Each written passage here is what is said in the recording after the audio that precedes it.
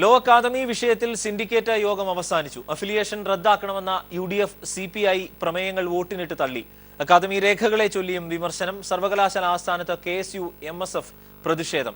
ഷീജ വിവരങ്ങൾ നൽകും. ഷീജ, വിശദാംശങ്ങൾ.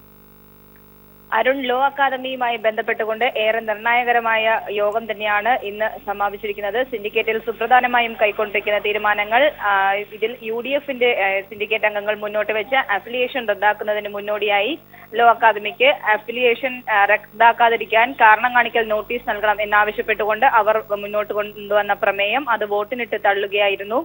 ഇതിൽ 8-നെതിരെ 12 വോട്ടുകൾക്കാണ് ഈ പ്രമേയം തള്ളിയത്. ഇതേ ആവശ്യം ഉന്നയിച്ചുകൊണ്ട് CPI അംഗം ലതാദേവി കൊണ്ടുവന്ന പ്രമേയവും ഇതേ സാഹചര്യത്തിൽ തന്നെ തള്ളുകയുണ്ടായി. മറ്റ് സുപ്രധാന തീരുമാനങ്ങൾ എന്ന് പറയാൻ ലോ അക്കാദമി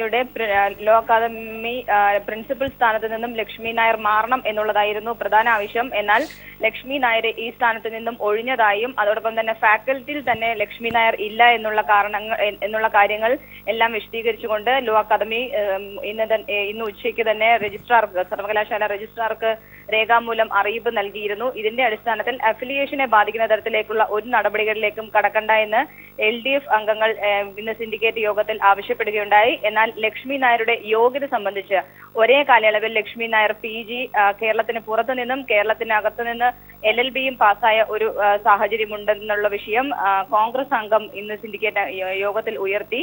ഈ വിഷയം പരിശോധിക്കാനായി പരീക്ഷാ സമിതിയെ സിൻഡിക്കേറ്റ് യോഗം ചുമതലപ്പെടുത്തി. മറ്റൊരു വിഷയം, കോളേജിലെ ലോ അക്കാദമിയിൽ ലക്ഷ്മി നായർ ഒഴിഞ്ഞ സാഹചര്യത്തിൽ മാധവൻ പോറ്റിക്കാണ് പ്രിൻസിപ്പാളിന്റെ ചുമതല നൽകിയിരുന്നത്. എന്നാൽ മാധവൻ പോറ്റിക്ക് ആവശ്യത്തിന് യോഗ്യതയില്ല എന്നുള്ളത് വലിയ തോതിൽ വിവാദമായിരുന്നു. ഈ ഒരു സാഹചര്യത്തിൽ മതിയായ യോഗ്യതകളുള്ള പുതിയ ഒരു പ്രിൻസിപ്പലിനെ അടിയന്തരമായി നിയമിക്കണമെന്നും ഇത് അടിയന്തരമായി നിയമിച്ചു എന്നുള്ളത് സർവകലാശാലയെ അറിയിക്കണമെന്നും ഉള്ളൊരു തീരുമാനവും ഇന്ന് സിൻഡിക്കേറ്റ് യോഗത്തിൽ കൈക്കൊണ്ടിട്ടുണ്ട്. മറ്റൊന്ന്, അനുരാധ P നായരുമായി ബന്ധപ്പെട്ടുള്ളതാണ്. ലക്ഷ്മി നായരുടെ ഭാവി മരുമകൾ എന്ന് പറയുന്ന അനുരാധ P നായർക്ക് ഹാജർ കുറഞ്ഞിട്ടും ഇന്റേണൽ മാർക്ക് നൽകി എന്നുള്ള വിഷയത്തിൽ അനുരാധയ്ക്കെതിരെ തുടർന്ന് ഉള്ള അന്വേഷണം നടക്കുന്നതായിരിക്കും. ഇതിന് പരീക്ഷാ ഉപസമിതിയുടെ ശുപാർശ അംഗീകരിക്കുകയാണ് ഉണ്ടായത് സിൻഡിക്കേറ്റിൽ. ഇത് പ്രകാരം ഈ മാസം 23-ന് അനുരാധയിൽ നിന്നും അതോടൊപ്പം തന്നെ മാർക്ക് നൽകിയിട്ടുള്ള അധ്യാപകരിൽ നിന്നും തെളിവെടുക്കുന്നതായിരിക്കും. ഒപ്പം തന്നെ ഇന്റേണൽ മാർക്കിന്റെ ഘടന പരിഷ്കരിക്കാനും ഇന്നത്തെ സിൻഡിക്കേറ്റ് യോഗം തീരുമാനിച്ചിട്ടുണ്ട്. അതിനിടെ സിൻഡിക്കേറ്റ് യോഗം ആരംഭിച്ച സമയം മുതൽ സർവകലാശാലയ്ക്ക് മുന്നിൽ KSU അതോടൊപ്പം തന്നെ AISF MSF പ്രവർത്തകരുടെ പ്രതിഷേധത്തിനും ഇന്ന് സർവകലാശാല സാക്ഷ്യം വഹിച്ചു. ഷീജയാണ് വിവരങ്ങൾ നൽകിയത്. ലോ അക്കാദമി സമരത്തിൽ മുഖ്യമന്ത്രി വിദ്യാർത്ഥികളുമായി ചർച്ച നടത്തണമെന്ന് AK ആന്റണി. മലപ്പുറത്ത് ഉപതെരഞ്ഞെടുപ്പിൽ UDF വൻ വിജയം നേടണം. തിരുവനന്തപുരത്ത് UDF സമരപ്രഖ്യാപന കൺവെൻഷൻ ഉദ്ഘാടനം ചെയ്യുകയായിരുന്നു AK ആന്റണി. അല്ലെങ്കിൽ ഒരു പക്ഷേ സമരം തീരുമായിരുന്നു. അതുകൊണ്ട് മുഖ്യമന്ത്രി പിണറായി വിജയൻ അടിയന്തരമായി വിദ്യാർത്ഥി പ്രതിനിധികളെ വിളിച്ച് അവരുടെ ആവശ്യങ്ങൾ കേട്ട് അവർക്ക് തൃപ്തികരമായ നിലയിൽ ഈ സമരം അവസാനിപ്പിക്കണമെന്നാണ് എനിക്ക് അതേക്കുറിച്ച് അഭ്യർത്ഥിക്കാനുള്ളത്. അദ്ദേഹത്തോട് ഐക്യ ജനാധിപത്യത്തിൻ്റെ നേതാക്കന്മാരോടും എനിക്ക് പറയാനുള്ളത്, നമ്മുടെ സമരത്തിൻ്റെ മറ്റൊരു സമരമുഖമായിരിക്കണം മലപ്പുറത്തെ റെക്കോർഡ് ഭൂരിപക്ഷത്തിൽ നമുക്ക് വിജയമുണ്ടാക്കാനുള്ള കൂട്ടായ പരിശ്രമം എല്ലാവരും നടത്തണമെന്ന് കൂടി ഓർമ്മപ്പെടുത്തിക്കൊണ്ട് ജനയുഗത്തിലെ ലേഖനത്തിന് മറുപടിയുമായി EP ജയരാജൻ. ഇടതുപക്ഷത്തെ തകർക്കുന്നവരുടെ കയ്യിലെ പാവയായി CPI മാറിയെന്ന് ജയരാജൻ. ജനയുഗം നിലവാര തകർച്ചയുടെ മാധ്യമമായി മാറി. CPI അത്ര വലിയ പാർട്ടിയല്ലെന്നും ജയരാജൻ. ചില സങ്കുചിത താല്പര്യങ്ങൾ വെച്ചുകൊണ്ട് കേരള ഗവൺമെന്റിനെ അപകീർത്തിപ്പെടുത്താനുള്ള ഇടതുപക്ഷ വിരുദ്ധരുടെ കയ്യിലെ പാവയായി തീർന്നിരിക്കുകയാണ് ജനയുഗം. CPI അത്ര വലിയ ശക്തിയുള്ള പാർട്ടിയൊന്നും അല്ല. പണ്ട് നമ്മുടെ നാട്ടിൽ മലബാറിലൊരു പഴഞ്ചൊല്ലുണ്ട്, നമ്പൂരിയുടെ വെളിച്ചത്തിൽ വാരുടെ ഊണ് എന്ന്. അങ്ങനെ കഴിഞ്ഞു കൊടുത്തൊരു പാർട്ടിയാണ്. അതുകൊണ്ട് അത് വലിയ പാർട്ടിയായി ഇവിടെ വമ്പന്മാരായിട്ടൊന്നും ജനങ്ങൾ കാണുന്നില്ല. പരസ്യ പ്രസ്താവന നടത്തി മുന്നണിയെയും ഗവൺമെന്റിനെയും കളങ്കപ്പെടുത്താൻ CPI ശ്രമിക്കരുത്, അവരൊറ്റപ്പെടും. ജനയുഗത്തിൽ വന്ന ലേഖനം പാർട്ടിയുടെ അഭിപ്രായമല്ലെന്ന് CPI സംസ്ഥാന സെക്രട്ടറി കാനം രാജേന്ദ്രൻ. പാർട്ടിയുടെ അഭിപ്രായം മുഖപ്രസംഗത്തിലാണ് പറയുക. എഡിറ്റർ എന്ന നിലയിൽ ഉത്തരവാദിത്തമുണ്ട്. റവന്യൂ വകുപ്പ് നടത്തുന്ന അന്വേഷണത്തെക്കുറിച്ചല്ല മുഖ്യമന്ത്രി പറഞ്ഞത്. ലോ അക്കാദമി വിഷയത്തിൽ CPI തർക്കമില്ല എന്നും കാനം രാജേന്ദ്രൻ പറഞ്ഞു. ലോ അക്കാദമി ഭൂമിയെക്കുറിച്ച് മുഖ്യമന്ത്രി ഒരു വിശദീകരണവും നൽകിയതായിട്ട് ഞാൻ കേട്ടില്ല. ഞാൻ അദ്ദേഹത്തിൻ്റെ പത്രസമ്മേളനം മുഴുവൻ കേട്ടതാണ്. അദ്ദേഹം നടരാജ പിള്ളയുടെ ഭൂമിയെക്കുറിച്ചാണ് പറഞ്ഞത്. റവന്യൂ ഡിപ്പാർട്ട്മെൻറ്റ് പരാതി തന്നത് വളരെ പ്രമുഖനായിട്ടുള്ള ഒരു വ്യക്തിയാണ്. അദ്ദേഹം കേരളത്തിൻ്റെ മുഖ്യമന്ത്രിയായിരുന്ന ആളാണ്, പ്രതിപക്ഷ നേതാവായിരുന്ന ആളാണ്, ഇപ്പോൾ ഭരണപരിഷ്കാര കമ്മീഷൻ്റെ ചെയർമാനാണ്.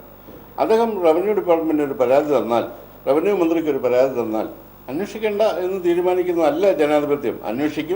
അന്വേഷിച്ചിട്ട് അതിൻ്റെ റിപ്പോർട്ട് കിട്ടിക്കഴിയുമ്പോൾ എന്ത് വേണമെന്ന് തീരുമാനിക്കും. മുഖ്യമന്ത്രി ആ അന്വേഷണത്തെക്കുറിച്ച് ഒരക്ഷരം പോലും പറഞ്ഞിട്ടില്ല. ഞാൻ അദ്ദേഹത്തിൻ്റെ പത്രസമ്മേളനം മുഴുവൻ കേട്ടതാണ്, താങ്കളും കേട്ടിട്ടുണ്ടാവും. അത് നിങ്ങൾ അതിന് കൊടുക്കുന്ന ഇൻ്റർപ്രിട്ടേഷനാണ്. ഇല്ല, അതിപ്പോൾ ഒരു പാർട്ടിയുടെ എഡിറ്റോറിയലാണ് പാർട്ടിയുടെ ഔദ്യോഗിക അഭിപ്രായം. എഡിറ്റോറിയൽ പേജിൽ പല ലേഖനങ്ങളും വരാറുണ്ട്. ജനകത്തിൽ വന്ന അത് ഒരു സറ്റൈറിക്കലായിട്ടുള്ള ഒരു കോളമാണത്. അതിനകത്ത് ഇങ്ങനെ പല കാര്യങ്ങളും കൈകാര്യം ചെയ്യാറുണ്ട്. അതിനകത്ത് മറ്റൊന്നും വിരുദ്ധമായിട്ടൊന്നും പറഞ്ഞിട്ടില്ല. പാർട്ടിയുടെ അഭിപ്രായം ജനകത്തിൻ്റെ മുഖപ്രസംഗത്തിൽ ഞങ്ങൾ പറയും. CPI പ്രശ്നമൊന്നുമില്ല. CPI തർക്കമായിട്ട് ഈ പ്രശ്നങ്ങൾ മാറ്റണം എന്ന് നിങ്ങൾക്ക് ആഗ്രഹമുണ്ടെങ്കിൽ ഞാൻ അതിന് വഴങ്ങുന്നില്ല. ഇടതുപക്ഷ ജനാധിപത്യ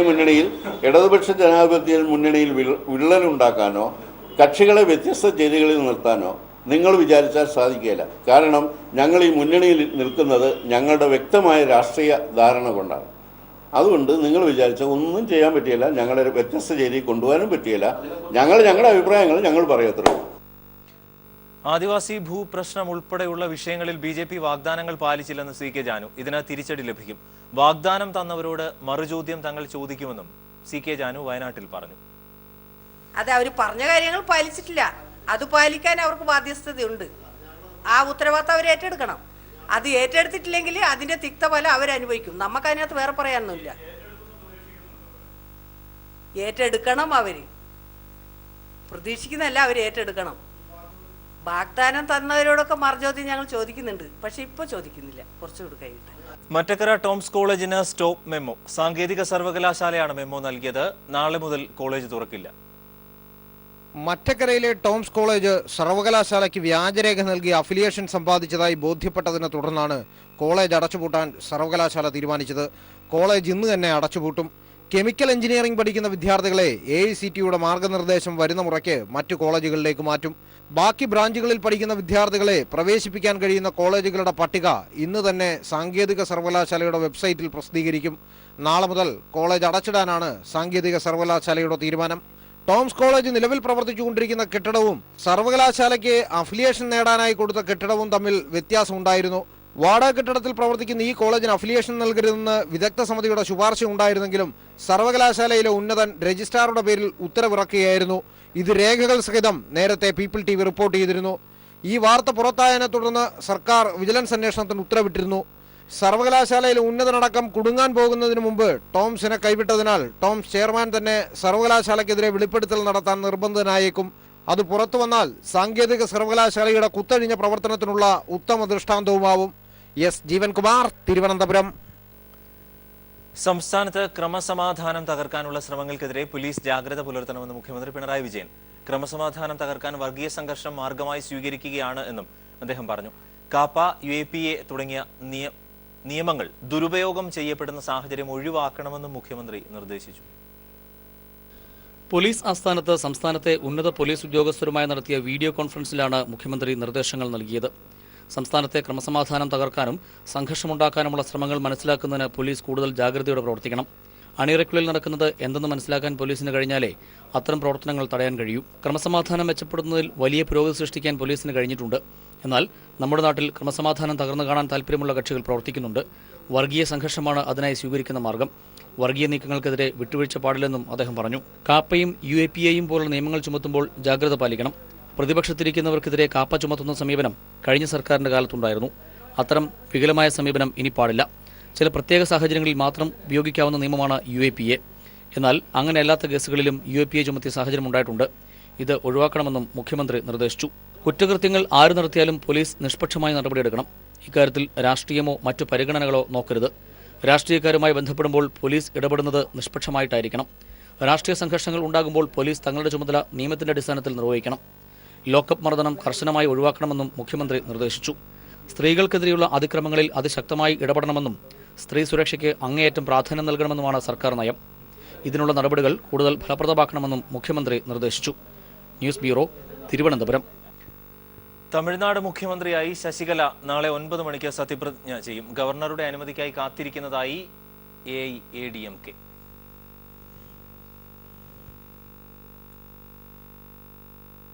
ഫോൺ നമ്പറുകൾക്ക് ആധാർ നിർബന്ധമാക്കണമെന്ന് സുപ്രീം കോടതി. നിലവിലുള്ള കണക്ഷനുകൾ ആധാറുമായി ബന്ധിപ്പിക്കാൻ സുപ്രീം കോടതി 1 വർഷം സാവകാശം അനുവദിച്ചു. സിം കാർഡ് ദുരുപയോഗം തടയാൻ നിയമനിർമ്മാണം വേണമെന്നും സുപ്രീം കോടതി കേന്ദ്ര സർക്കാരിനോട് ആവശ്യപ്പെട്ടു. ഡിജിറ്റൽ ഇടപാടുകൾ ഫോൺ വഴിയാക്കിയ സാഹചര്യത്തിൽ ഫോൺ നമ്പർ ആധാറുമായി ബന്ധിപ്പിക്കേണ്ടത് അത്യാവശ്യമാണ് എന്ന് സുപ്രീം കോടതി നിരീക്ഷിച്ചു.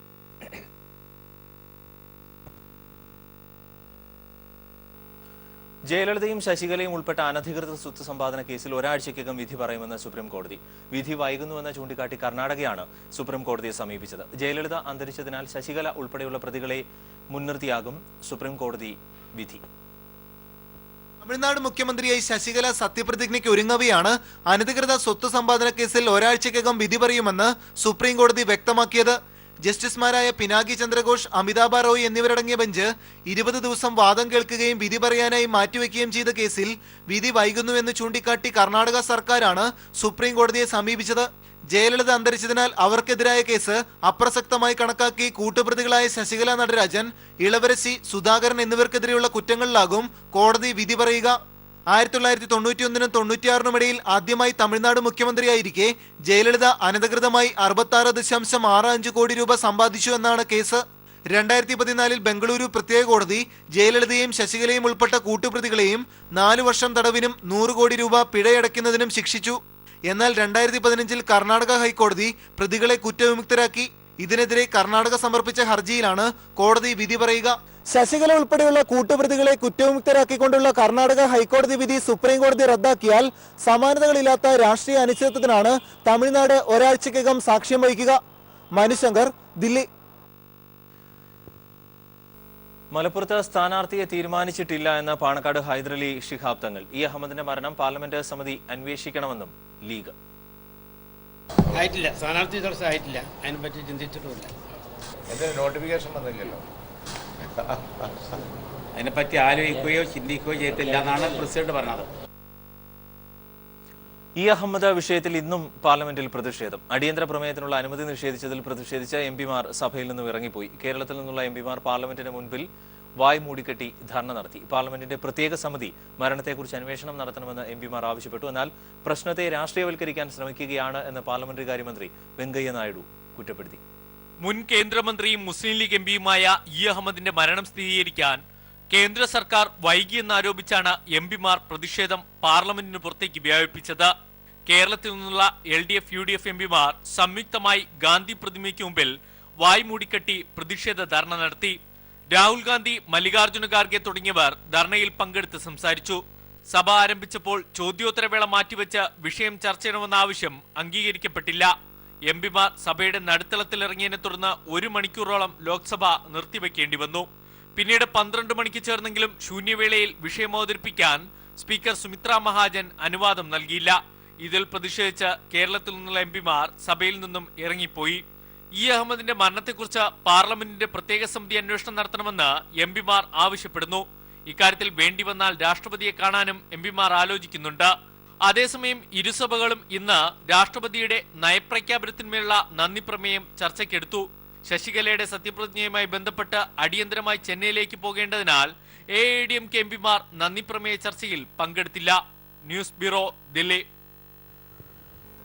BCCI media manager Nishant Jeet അറോറയെ സുപ്രീം കോടതി നിയമിച്ച വിനോദ് റായുടെ നേതൃത്വത്തിലുള്ള ഇടക്കാല ഭരണസമിതി പുറത്താക്കി. മുൻ അധ്യക്ഷൻ അനുരാഗ് ഠാക്കൂറിന് ഇന്ത്യൻ ഡ്രസ്സിംഗ് റൂമിലെ വിവരങ്ങൾ ചോർത്തി നൽകുകയും കളിക്കാർക്കിടയിൽ ഭിന്നിപ്പുണ്ടാക്കാൻ ശ്രമിക്കുകയും ചെയ്തതിനെ തുടർന്നാണ് നടപടി. BCCI അഡ്മിനിസ്ട്രേഷൻ കമ്മിറ്റി യോഗത്തിൽ നിഷാന്ത് അറോറയോടൊപ്പം മുൻ അധ്യക്ഷൻ അനുരാഗ് ഠാക്കൂറും മുൻ സെക്രട്ടറി അജയ് ഷിർക്കയും നിയമിച്ച എല്ലാ സ്റ്റാഫിനെയും പുറത്താക്കിയിട്ടുണ്ട്. കേരള വാട്ടർ അതോറിറ്റിയിലെ ട്രേഡ് യൂണിയനുകളുടെ ഹിതപരിശോധന നാളെ നടക്കും. 3 തൊഴിലാളി സംഘടനകൾ മത്സരിക്കുന്ന ഹിതപരിശോധനയിൽ 5789 ജീവനക്കാർക്കാണ് വോട്ടവകാശമുള്ളത്. ആകെ പോൾ ചെയ്യുന്ന വോട്ടിന്റെ 15% വോട്ട് നേടുന്ന യൂണിയന് അംഗീകാരം ലഭിക്കും. CITU നേതൃത്വം നൽകുന്ന വാട്ടർ അതോറിറ്റി എംപ്ലോയീസ് യൂണിയൻ, INTUCയുടെ വാട്ടർ അതോറിറ്റി സ്റ്റാഫ് അസോസിയേഷൻ, AITUCയുടെ വാട്ടർ അതോറിറ്റി എംപ്ലോയീസ് കോൺഫെഡറേഷൻ എന്നീ സംഘടനകളാണ് കേരള ജല അതോറിറ്റിയിലെ ഹിതപരിശോധനയിൽ മത്സരിക്കുന്നത്. വാട്ടർ അതോറിറ്റി എംപ്ലോയീസ് യൂണിയന് വിജയം ഉറപ്പാണെന്ന് സംസ്ഥാന ജനറൽ സെക്രട്ടറി M. തമ്പാൻ പറഞ്ഞു. ജീവനക്കാരുടെ അവകാശങ്ങൾ സംരക്ഷിക്കുന്നതിനും വാട്ടർ അതോറിറ്റി പൊതുമേഖലയിൽ തന്നെ നിലനിർത്തുന്നതിനും ആവശ്യമായ രീതിയിലേക്ക് വാട്ടർ അതോറിറ്റി ജീവനക്കാർ വോട്ട് ചെയ്ത് വിജയിപ്പിക്കും. 2013 നടന്ന ഹിതപരിശോധനയിൽ 41% വോട്ട് നേടി Kerala water authority employees union ഒന്നാം സംഘടനയായി തെരഞ്ഞെടുക്കപ്പെട്ടിരുന്നു. ഹിതപരിശോധനയ്ക്കായി തിരുവനന്തപുരം ഉൾപ്പെടെയുള്ള ജില്ലകളിൽ ഓരോ ബൂത്തും, ഇടുക്കി ജില്ലയിൽ 2 ബൂത്തുകളും ക്രമീകരിച്ചിട്ടുണ്ട്. എറണാകുളം റീജിയണൽ ജോയിന്റ് ലേബർ കമ്മീഷണറാണ് റിട്ടേണിംഗ് ഓഫീസർ. ജില്ലാ ലേബർ ഓഫീസർമാർ ജില്ലാ തലത്തിൽ അസിസ്റ്റന്റ് റിട്ടേണിംഗ് ഓഫീസർമാരായും പ്രവർത്തിക്കും. രാവിലെ 8-ന് ആരംഭിക്കുന്ന വോട്ടെടുപ്പ് വൈകിട്ട് 5 മണി വരെ നീളും. വൈകിട്ട് ഫലപ്രഖ്യാപനവും നടക്കും. News bureau, Thiruvananthapuram. മുഖ്യമന്ത്രിയുടെ ഇടപെടലിനെ തുടർന്ന് ആളിയാറിൽ നിന്നുള്ള വെള്ളം കേരളത്തിന് ലഭിച്ചു തുടങ്ങി. 200 ഘനയടി ജലം ചിറ്റൂർ പുഴയിലേക്ക് എത്തി. ഇതിനായി ശിരുവാണി ഡാമിലെ കരുതൽ ജലശേഖരം പമ്പ് ചെയ്യാൻ കേരളം തമിഴ്നാടിനും അനുമതി നൽകി. കേബിൾ TV ഓപ്പറേറ്റേഴ്സ് അസോസിയേഷന്റെ ആഭിമുഖ്യത്തിൽ ആലപ്പുഴയിൽ ഫെബ്രുവരി 18-19 തീയതികളിലായി സംസ്ഥാന കൺവെൻഷൻ ചേരും. ആലപ്പുഴ പമേര ഹോട്ടലിൽ ചേരുന്ന കൺവെൻഷനിൽ സംസ്ഥാനത്തെ എല്ലാ ജില്ലകളിലും നിന്നും തെരഞ്ഞെടുക്കപ്പെട്ട 350ഓളം പ്രതിനിധികൾ പങ്കെടുക്കും. 18-ന് രാവിലെ 10 മണിക്ക് സംസ്ഥാന പ്രസിഡന്റ് K. വിജയകൃഷ്ണന്റെ അധ്യക്ഷതയിൽ ചേരുന്ന സമ്മേളനം പൊതുമരാമത്ത് മന്ത്രി G. സുധാകരൻ ഉദ്ഘാടനം ചെയ്യും.